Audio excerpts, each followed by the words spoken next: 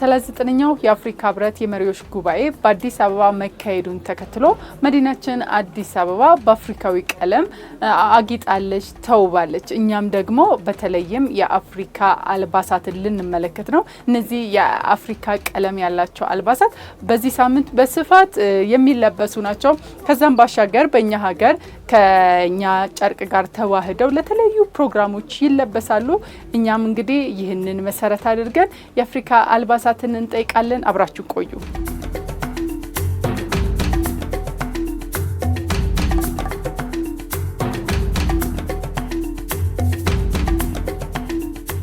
ብትኖቹ በእነዚህ ያሉልሽ የኛም አለልሽ እንደምታያቸው እነዚህ ናቸው ብትኖቹ። የተሰፋ ከፈለክሽ ደግሞ በእነዚህም አለ። ይሄኛው ከላይ የሚለበሰው ነው። ቀሚሱን ከፈለክሽ አለልሽ። ቀሚሱን ማየትም ከፈለክሽ ለብሰሹ ማየት ትችያለሽ። የአፍሪካ ልብሶችን የምታዘጋጁት ሰው ሲፈልግ ዲዛይኑን በእናንተ ምርጫ ነው ወይስ በሰው በሚፈልግ? እንዴት ነው የአፍሪካ ጨርቆች የምታዘጋጁ? ብራቸውን ትእዛዝ ሲያዙ እንሰራለን። በእኛ ፈለግነውም አጋጣሚ የሚገዛም ሲመጣ እንሸጥላቸዋለን አዘጋጅተን። አብዛኛው ጊዜ ግን በትእዛዝ ነው የምናዘጋጀው። በአብዛኛው ምን አይነት ጨርቅ ነው ተፈላጊ ሆኖ ምን አይነት ከለር ነው ሰው የሚፈልገው? አብዛኛው ጊዜ እነዚህ ከለሮች ይወደዳሉ።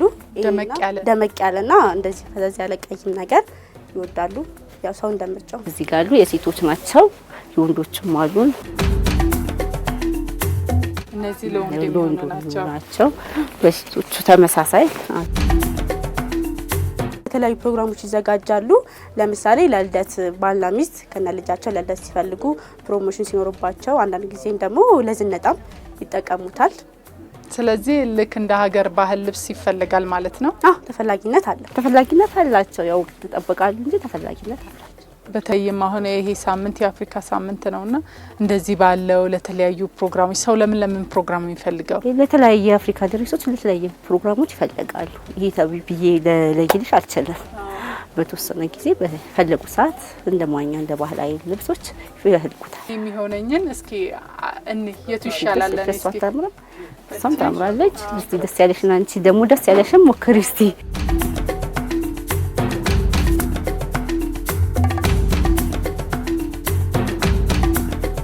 የተለያዩ አማራጮችን ሞክሬያለሁ። አብዛኛው ቆንጆ ናቸው፣ ደም አይነግቡ ናቸው። እኔ መወዳቸው አይነግቡ ናቸው። ከርቀት ነው የምትታየው። በጣም ያምራል። የአፍሪካ ድሬስ ሲባል ከተፈጥሮ በጣም አይነግቡ ናቸው፣ ያምራሉ። እንትን ናቸው፣ አይን ውስጥ ይገባሉ።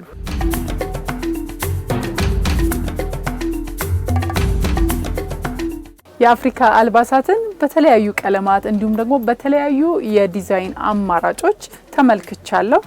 እኔ የሴቶችን አልባሳት አየሁ እንጂ ለወንዶችም የሚሆኑ ጥንድ ሆነው ለሚመጡ እንዲሁም ለቤተሰብም የሚሆኑ የተለያዩ የአፍሪካ ልብስ አማራጮች እንዳሉ ተመልክቻለሁ።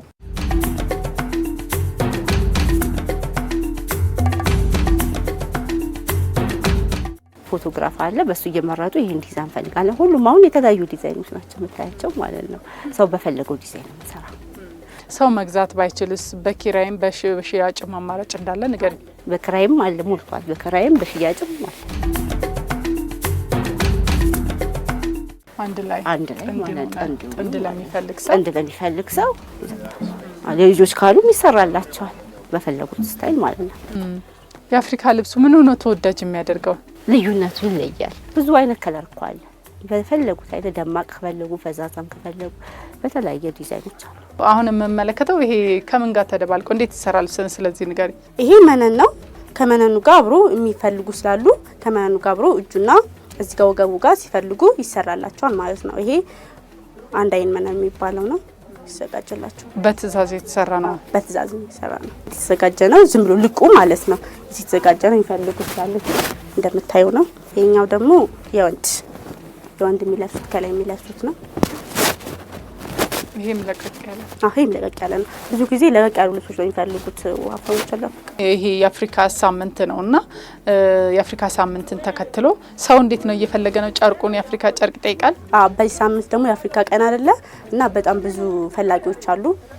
በትእዛዝም እየተዘጋጀ የሚወስድም አለ። አብዛኛው ግን በዚህ ሳምንት በጣም የአፍሪካ ጨርቅ እየተፈለገ ነው። በተለይ አሁን ይሄ በሸሚዝ ስታይል የተሰራው ሁሉ ታማለ ወጥ ይሄ ደግሞ በእንትንሽ በተለየ እንትኑ ሰፋ ያለ ማለት ነው። አሁን እዚህ ጋር ደግሞ ወገብ ላስኬት ሆኖ ባጭር በሚል የተለያዩ ስፌቶች ናቸው ያላቸው። አሁን ላይ በጣም የሚፈልገው ዲዛይን የቱ ነው? ፋሽን የሆነው ዲዛይን ነው እንደዚህ ወጥ ነገር ነው በሸሚዝ